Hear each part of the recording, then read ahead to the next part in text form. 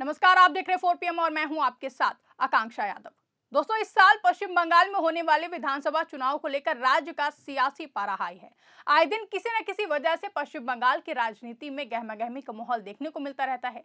इसी कड़ी में आज एक बार फिर से पश्चिम बंगाल की राजनीति उबाल पर है, जहां ईडी की कार्रवाई के बाद टीएमसी और केंद्र सरकार आमने सामने आ गई हैं। टीएमसी के आईटी सेल प्रमुख से जुड़े ठिकानों पर ईडी की रेड को पार्टी ने सीधे तौर पर राजनीतिक बदले की कार्रवाई बताया है। इसी के विरोध में टीएमसी ने दिल्ली से लेकर कोलकाता तक सड़क पर उतरकर शक्ति प्रदर्शन करना शुरू कर दिया। पार्टी का आरोप है कि भाजपा केंद्रीय एजेंसियों का इस्तेमाल कर विपक्ष को डराने और दबाने की कोशिश कर रही है। दिल्ली में इस सियासी टकराव की शुरुआत आज सुबह हुई, जब टीएमसी के 8 सांसद केंद्रीय गृह मंत्री अमित शाह के ऑफिस के बाहर यानी कि गृह मंत्रालय के बाहर विरोध प्रदर्शन करने पहुंचे। इस दौरान टीएमसी सांसदों का कहना था कि वो शांतिपूर्ण तरीके से अपनी बात रखना चाहते थे, लेकिन उन्हें जबरन रोका गया। प्रदर्शन में डेरेक ओब्रायन, महुआ मोइत्रा और कीर्ति आजाद जैसे बड़े और मुखर चेहरे शामिल थे। जहां सांसदों ने मोदी शाह के खिलाफ जमकर नारे लगाए, जिसके बाद दिल्ली पुलिस ने सांसदों को वहां से हटाने की कोशिश की। इसी दौरान खूब धक्का मुक्की भी हुई। कुछ सांसद जमीन पर गिर गए, जिनकी तस्वीरें और वीडियो सामने आ चुके हैं। इन वीडियोस में आप देख सकते हैं कि कैसे धक्का मुक्की जमकर हुई है, जिसमें चुने हुए सांसदों के साथ सख्ती करते हुए सुरक्षाकर्मी भी देखे जा सकते हैं। आपको बता दें कि सुबह करीब 10 बजे सभी 8 सांसदों को हिरासत में ले लिया गया और दोपहर 12 बजे रिहा किया गया। वहीं इस पूरे घटनाक्रम ने राजनीतिक माहौल को और भी ज्यादा गर्मा दिया। महुआ मोइत्रा का बयान इस टकराव की प्रतीक बन गया है, जिसमें उन्होंने कहा कि देखिए, चुने हुए सांसदों के साथ कैसा व्यवहार किया जा रहा है। क्या अब लोकतंत्र में सवाल पूछना भी अपराध हो गया है? टीएमसी का आरोप है कि भाजपा सरकार विरोध की आवाज को दबाने के लिए पुलिस और एजेंसियों का दुरुपयोग कर रही है। पार्टी नेताओं का कहना है कि अगर सांसद ही सुरक्षित नहीं है तो आम नागरिकों की हालत क्या होगी। दिल्ली की घटना की गूंज सीधे कोलकाता तक पहुंची, जहां मुख्यमंत्री ममता बनर्जी ने इसे बंगाल की अस्मिता पर हमला करार दिया। गिरफ्तारी की खबर सामने आते ही ममता बनर्जी खुद सड़क पर उतर आए। कोलकाता में उन्होंने पैदल मार्च निकाला, जिसमें हजारों कार्यकर्ता और पार्टी नेता शामिल हुए। हाथों में तख्तियां, नारों की गूंज और सीएम ममता बनर्जी का आक्रामक तेवर ये साफ संकेत था कि टीएमसी इस मुद्दे पर पीछे हटने वाली बिल्कुल भी नहीं है। सीएम ममता बनर्जी का हमला सिर्फ सड़कों तक सीमित नहीं रहा। उन्होंने सोशल मीडिया प्लेटफॉर्म एक्स पर तीखा बयान जारी किया, जिसमें ममता बनर्जी ने लिखा कि मैं हमारे सांसदों के साथ किए गए शर्मनाक और गलत बर्ताव की कड़ी निंदा करती हूं। गृह मंत्री के ऑफिस के बाहर विरोध प्रदर्शन करने के अपने लोकतांत्रिक अधिकार का इस्तेमाल करने के लिए चुने हुए प्रतिनिधियों को सड़कों पर घसीटना कानून लागू करना नहीं है। ये वर्दी में घमंड है, ये लोकतंत्र है, बीजेपी की प्राइवेट प्रॉपर्टी नहीं है। आगे सीएम ममता बनर्जी ने लिखा कि लोकतंत्र सत्ता में बैठे लोगों की सुविधा या आराम से नहीं चलता।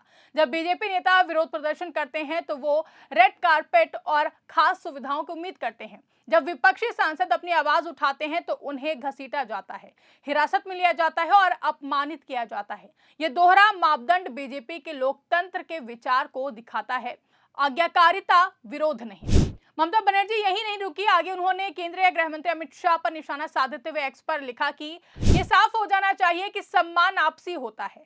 आप हमारा सम्मान करेंगे, हम आपका सम्मान करेंगे। आप हमें सड़क पर घसीटेंगे और हम आपको सहिष्णुता, असहमति और लोकतांत्रिक नैतिकता के संवैधानिक विचार पर वापस लाएंगे। यह हमारा भारत है, हम अधिकार से नागरिक हैं, किसी कुर्सी, बैज या सत्ता की स्थिति की दया पर नहीं। कोई भी सरकार, कोई भी पार्टी और कोई भी गृह मंत्री ये तय नहीं कर सकता कि लोकतंत्र में गरिमा का हकदार कौन है। ममता बनर्जी का ये बयान भाजपा के खिलाफ सीधा राजनीतिक हमला माना जा रहा है, जिसमें सीएम ममता बनर्जी ने साफ शब्दों में भाजपा पर लोकतंत्र कुचलने का गंभीर आरोप लगाया। उन्होंने कहा कि जब भी चुनाव नजदीक आते हैं, केंद्रीय एजेंसियां विपक्षी दलों को निशाना बनाने लगती हैं। यही नहीं, सीएम ममता का दावा है कि बंगाल में भाजपा राजनीतिक रूप से कमजोर पड़ चुकी है, इसीलिए वो ईडी और सीबीआई जैसी एजेंसियों का सहारा ले रही है। दोस्तों, टीएमसी के लिए ये मुद्दा सिर्फ एक रेड का नहीं है। पार्टी इसे बंगाल बनाम दिल्ली की लड़ाई के रूप में पेश कर रही है, जहां सीएम ममता बनर्जी लंबे समय से खुद को भाजपा के खिलाफ सबसे मजबूत विपक्षी चेहरे के तौर पर स्थापित करती रही हैं। ऐसे में सांसदों की गिरफ्तारी ने उन्हें एक बार फिर से केंद्र सरकार को घेरने का बड़ा मौका दे दिया है और भाजपा की मुश्किलें यहीं से बढ़नी शुरू हो गई हैं। विपक्ष का कहना है कि भाजपा की कठोर कार्रवाई अब उल्टा असर डाल रही है। दिल्ली में सांसदों की गिरफ्तारी की तस्वीरें सोशल मीडिया पर तेजी से वायरल हुई हैं। कई राजनीतिक दलों और नागरिक संगठनों ने भी सवाल उठाए कि क्या शांतिपूर्ण प्रदर्शन करना अब अपराध बन गया है। राजनीतिक विश्लेषकों का कहना है कि भाजपा की बखिया खुद भाजपा की नीतियों ने उधेड़ दी हैं। उनका आरोप है कि केंद्र सरकार लोकतांत्रिक संस्थाओं को कमजोर कर रही है। वहीं टीएमसी का दावा है कि भाजपा बंगाल में राजनीतिक जमीन खो चुकी है और यही वजह है कि वो दमन की राजनीति अपना रही है। इसके साथ ही इस पूरे घटनाक्रम में ईडी की भूमिका भी सवालों के घेरे में है। विपक्ष लगातार ये आरोप लगाता रहा है कि ईडी और सीबीआई जैसी एजेंसियां अब स्वतंत्र नहीं रही हैं। आंकड़े भी अब विपक्ष के इन दावों को हवा देते हैं। पिछले कुछ सालों में एजेंसियों की ज्यादातर कार्रवाई विपक्षी नेताओं पर ही हुई है। टीएमसी इसे चुनावी हथियार बता रही है। वहीं भाजपा की तरफ से हालांकि पलटवार भी किया गया। पार्टी का कहना है कि कानून अपना काम कर रहा है और एजेंसियों को स्वतंत्र रूप से जांच करने दी जानी चाहिए। भाजपा नेताओं का आरोप है कि ममता बनर्जी जांच से बचने के लिए सड़कों पर उतरकर दबाव बना रही हैं, लेकिन सवाल यह है कि क्या चुने हुए सांसदों की गिरफ्तारी इस दलील को मजबूत करती है या फिर कमजोर। राजनीतिक जानकारों के मुताबिक ये टकराव 2026 के पश्चिम बंगाल विधानसभा चुनाव से पहले की रणनीतिक लड़ाई है, जहां सीएम ममता बनर्जी हर उस मौके को भुनाना चाहती हैं जिससे भाजपा को तानाशाही के तौर पर पेश किया जा सके।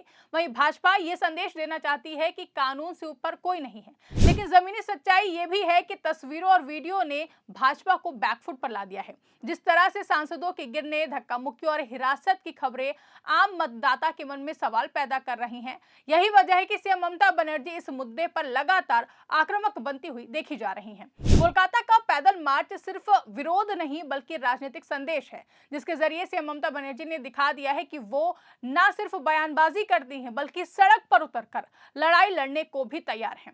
उनका ये तल्ख रवैया उन्हें भाजपा विरोधी खेमे में और भी ज्यादा मजबूत करती है। जहां कुल मिलाकर टीएमसी सांसदों की गिरफ्तारी ने सीएम ममता बनर्जी को बीजेपी की जमकर क्लास लगाने का एक और मौका दे दिया है। शाह के ऑफिस के बाहर हुई कार्रवाई को उन्होंने लोकतंत्र पर हमला बताकर भाजपा की रणनीति को कटघरे में खड़ा कर दिया है। ऐसे में अब सवाल ये नहीं है कि ईडी की रेड सही थी या नहीं, बल्कि सवाल ये है कि क्या केंद्र सरकार विरोध की आवाज को कुचलने की कीमत पर सत्ता की लड़ाई लड़ रही है। आने वाले दिनों में ये सियासी संग्राम और भी ज्यादा तेज होगा। दिल्ली से कोलकाता तक खिंची ये लड़ाई अब सिर्फ एक राज्य की नहीं बल्कि पूरे देश में लोकतंत्र, एजेंसी और सत्ता के संतुलन की बहस को नई धार देने वाली है। ऐसे में देखने वाली बात होगी कि सीएम ममता बनर्जी इस लड़ाई को कब तक लड़ती हैं और भाजपा सीएम ममता बनर्जी के वार से खुद को कैसे बचाती है। फिलहाल दोस्तों, आप इस पूरे घटनाक्रम को लेकर क्या सोचते हैं, कमेंट करके अपनी राय हमें जरूर बताएं। अगर वीडियो पसंद आई हो तो वीडियो को ज्यादा से ज्यादा लाइक और शेयर करना ना भूलें। चैनल पर नए हैं तो चैनल को सब्सक्राइब जरूर कर लें और देखते रहिए 4PM न्यूज नेटवर्क।